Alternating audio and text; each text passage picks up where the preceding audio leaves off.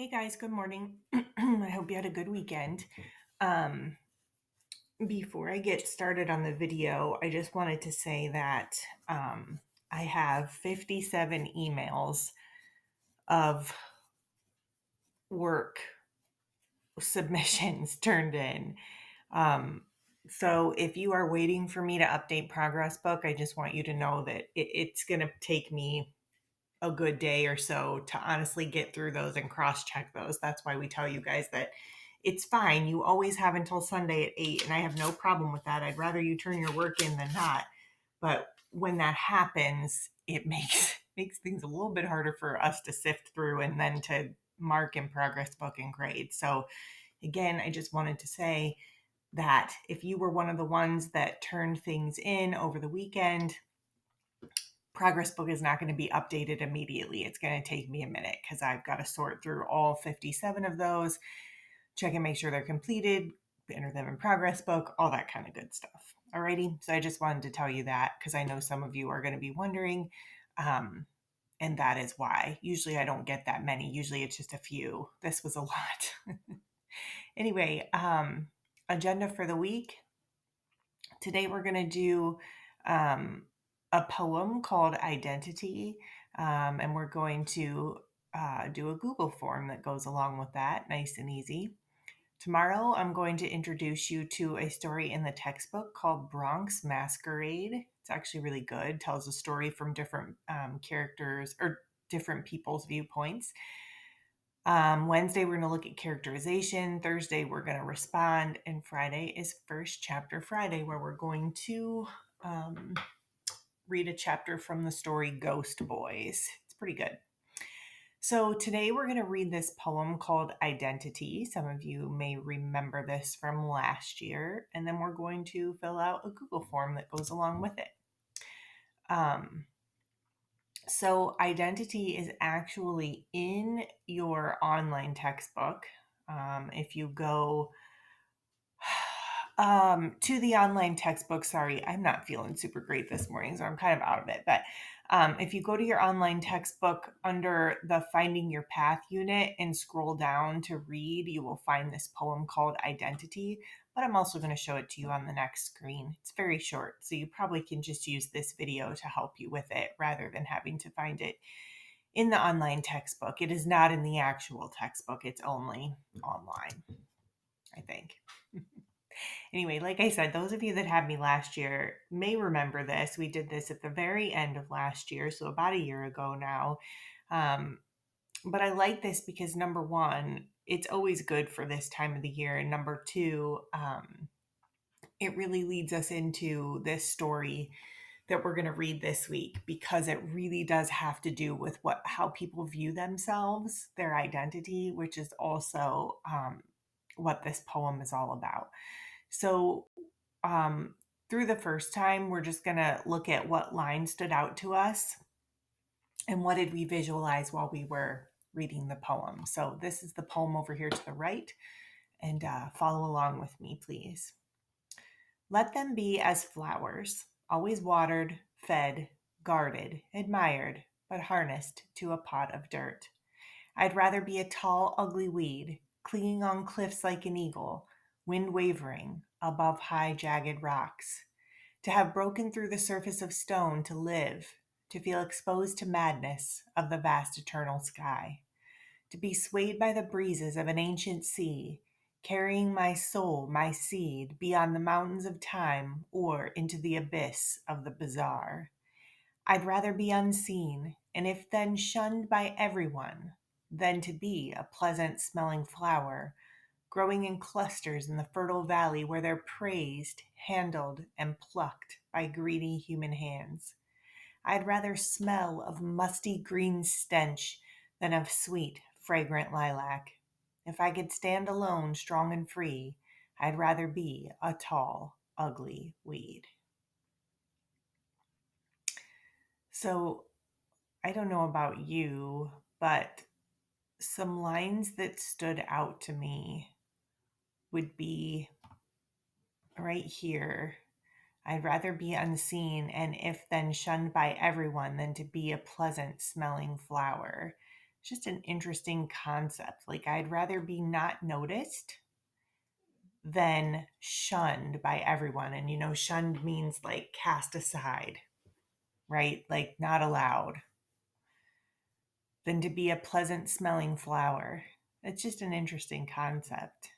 And even this, I'd rather smell of musty green stench than of sweet, fragrant lilac if I could stand alone, strong and free. I just find that to be kind of interesting. And I can totally visualize, like in this picture in the background, like this weed that nobody's going to pay attention to other than to try to kill it or pluck it out of the ground if they really feel so inclined. But, if you're just walking past it, you're not going to really pay attention to it. You're just going to keep on walking. And if there's a beautiful flower standing there, you might stop and stare at it. You might take a picture of it. You might pluck it out of the ground to give it to somebody or just to have it for yourself. Um, so I find that an interesting visual. I can actually see that happening. Now, as we look at it a second time, what I'd like you to do is pause the video and read it to yourself this second time and think about, if you look over here, notice the speaker's opinions of flowers and weeds and consider what these two types of plants might represent for the speaker. So go ahead and read it one more time, pause the video, and then come back to me. Okay. So I'd say the majority of us in life, if we had to have an opinion about flowers and weeds, it would be flowers good, weeds bad. But what's interesting is the author seems to have the opposite opinion. His opinion seems to be weeds good, flowers bad. And really, if you think about that, it's really symbolic. It's really, there's a lot of symbolism in here, a lot of metaphors for what this really represents. And to me, what he's trying to say is that he sees himself as a weed, right? He sees himself as a weed. And if you think about it, a lot of us are really like weeds in the way that, we might be ignored, we might be overlooked. We may not be as popular, we may not be as paid attention to, we may not be as admired or adored as others, as the flowers are, but that's not a bad thing. So he's saying, right here, if I could stand alone, strong and free, I'd rather be a tall, ugly weed. And I think really he uses the weed as symbolism for his identity, that he'd rather be his own person that can stand strong and not worry about what others think, but just be himself and not really want to be admired, because sometimes those flowers that are admired get plucked by greedy human hands, right? Meaning maybe they get taken advantage of. They aren't treated as nicely as we think. Whereas the weeds tend to find other weeds, right? Other people that are like us, that we can stand strong and not worry about being somebody that we're not. It's really a pretty cool poem. So after that, I may have just given you some answers to the Google form, but you will find this Google form attached. And first of all, it defines abyss. Just in case you're not sure about that, I should have gone over that in the video. Sorry about that. But an abyss is a seemingly deep or bottomless opening, like a never-ending hole type thing, okay? Because they do mention beyond the mountains of time or into the abyss of the bizarre. So the poem is attached here again, identity. And there are some questions to answer. So it's going to ask you what line stood out to you the most, provide the line number and the text. So you would want to say, like, in line 13, it says, and then give the actual quote from the text. Why did it stand out to you? What did you visualize, right? Like, what did you see in your mind? Like, I was showing you what I saw in my mind while reading the poem. Tell me what you visualized and like what line of the poem that came from. Which of these two do you think tells the theme of the poem? Is it that people fear those who choose not to conform to society? Or being different can lead to true independence and happiness? Which one is the theme? And which of these do you think best supports that theme? Always watered, fed, guarded, admired, where they're praised, handled, and plucked. If I could stand alone, strong and free. And then, how does the poet's description of the weed contribute to the meaning of the poem? Does it emphasize the wild nature of the weed, which shows the thrill of freedom? Does it portray the weed as dangerous to the other flowers and explains why the weed is isolated? Or does it portray the weed as angry, that it is unwanted, and emphasizes the pain of isolation? Then, which section from the poem best supports that? What you put right here. Is it but harnessed to a pot of dirt, clinging on cliffs like an eagle, or I'd rather be unseen?